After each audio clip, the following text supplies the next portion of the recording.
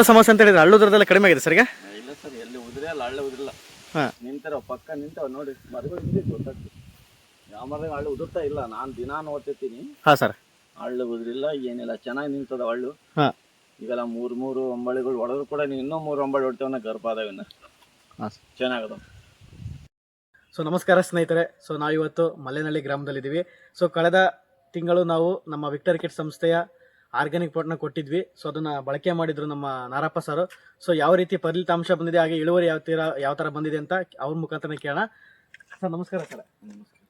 Sir ನಾವು ನಮ್ಮ Victor kit ಸಂಸ್ಥೆಯ ಆರ್ಗ್ಯಾನಿಕ್ ಪೊಟ್ನ ಕೊಟ್ಟಿದ್ವಿ. ಸೊ ನಮ್ಮ ಮಹೇಶ್ ಸರ್ ಬಂದು ನಿಮಗೆ ಕೊಟ್ಟಿದ್ರು ಡ್ರಿಂಕ್ಸು ಮತ್ತು ಸ್ಪ್ರೇ ಮಾಡಲಿಕ್ಕೆ. ಸರ್ ಯಾವ ಥರ ಇಳುವರಿ ಬಂದಿದೆ ಸರ್? ಸರ್ ಗಿಡಗಳೆಲ್ಲ ಭಾಳ ವೀಕಾಗಿ ಹೋಗಂಗಿದ್ವು. ಆ ಸರಿ ಕೊಟ್ಟಾಗಲೇ ನೀವು ನೋಡ್ಕೊಂಡಿದ್ರಿ. ಹಾಂ ಸರ್. ಅಲ್ಲ, ಈಗ ಇಳುವರಿನೂ ಚೆನ್ನಾಗಿ ಬಂತು, ಸೈಜ್ ತೂಕ ಚೆನ್ನಾಗಿ ಬಂತು ಕಾಯಿ. ಈಗ ಸರ್ ನಿಮ್ ಟೋಟಲ್ 4 ಎಕರೆ ಅಂತ ಹೇಳಿದ್ರಿ. ಇವಾಗ 4 ಎಕರೆಗೆ ಅಂದ್ರೆ ಎಷ್ಟು ಇಳುವರಿ ಬಂದಿದೆ ಸರ್? ಈ ಸತಿ ಹಿಂದಿನ ವರ್ಷ ಬರೀ 100-105 ಕ್ವಿಂಟಲ್ ಹತ್ರಕ್ಕೆ ಆಗಿತ್ತು.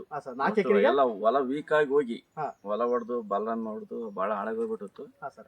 ಆ ವೀಕ್ ಆಗಿ ಹೋಗಿದ್ರಿಂದ ಅಲ್ಲಿ ಏನಾಯ್ತು ಅನ್ನಂಗೆ ಆಗಿತ್ತು. ಮತ್ತೆ ಆಮೇಲೆ ಈ ಔಷಧಿ ಕೊಟ್ಟ ಮೇಲೆ, ಮನುಷ್ಯನ ಔಷಧಿ ಕೊಟ್ಟ ಮೇಲೆ ಒಂದು 3 ತಿಂಗಳಿಗೆ ಗಿಡಗಳು ಹಂಗೆ ಚೇಂಜ್ ಆಗ್ಬಿಟ್ಟು, ಆಮೇಲೆ ಎತ್ತೈತೆ ತಲೆ ಬಾಗಿರೋವಂಥವು ಅವನ್ನ ಇಟ್ಕೊಂಡ್ಬಿಟ್ಟು, ಆಮೇಲೆ ಇನ್ನು ವರ್ಷ 105 ಕ್ವಿಂಟಲ್ ಆಗಿ, ಈ ವರ್ಷ 185 ಕ್ವಿಂಟಲ್. 180 ಕ್ವಿಂಟಲ್. ಎಷ್ಟು ಎಕರೆಗೆ ಸರ್ 180 ಕ್ವಿಂಟಲ್?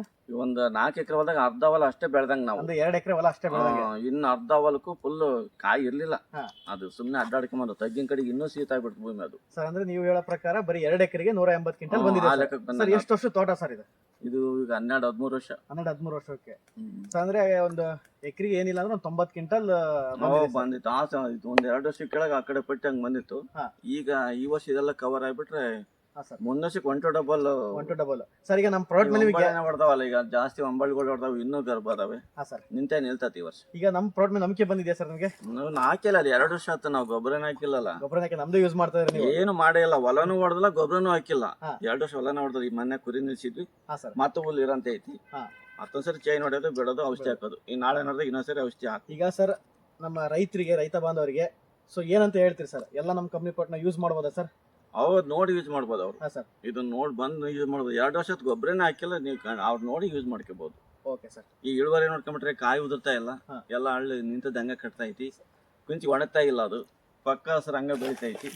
ಸರ್ ಈಗ ಅಡಿಕೆಯನ್ನು ನಿಮ್ ತೋಟ ಖರೀದಿ ಮಾಡ್ತಾರಲ್ವಾ, ಸೊ ಅವ್ರೆಲ್ಲ ಏನಂತಾರೆ ಸರ್ ಕಾಯಿ ಸೈಜ್ ಎಲ್ಲ? ಅಂದ್ರು ಅಯ್ಯೋ ಏನ್ ಚೆನ್ನಾಗಿತ್ತು ಅಡಿಕೆ, ಒಳ್ಳೆ ಅಡಿಕೆ ಇತ್ತಲಾಗಿದ್ದಂಗೆ ಓಟಿದ್ದು ಎಷ್ಟಕ್ಕೂತಾಣ ಅಂದ್ರು, ಕೊಯ್ಯಕ್ ಬಂದಾರೆ ಅಂದ್ರ ಅವ್ರು. ಹೌದೇನ್ ಸರ್? ಅಷ್ಟು ಶೀತ ಆಗ್ಬಿಟ್ಟು ಇನ್ನೂ ಕೆಳಗಿಂದು ಹೊಲ ಹೊಡೆದು ಹಾಳಾಗಿದ್ರಿಂದ ಬರೀ ಔಷಧಿ ಮೇಲೆ ಬಾಳ್ದು ಅಷ್ಟು ಇಳುವರಿ ತೂಕ ಬಂದಿದೆ. ಈಗ ನಿಮ್ ಪ್ರಕಾರ ರೈತರೆಲ್ಲ ಆದಷ್ಟು ಸಾವಯವ ಕೃಷಿನ ಮಾಡ್ಬೇಕು ಸರ್, ಫರ್ಟಿಲೈಸರ್ ನಮಗಂತೂ ಅವು ಯಾವತ್ತು ನಂಬಿಕೆ ಐತಿ, ನಾವು ಮಾಡ್ತಾ ಇದ್ವಿ. 5-6 ವರ್ಷದಿಂದಲೂ ಮಾಡ್ತಲೇ ಅದೀವಿ.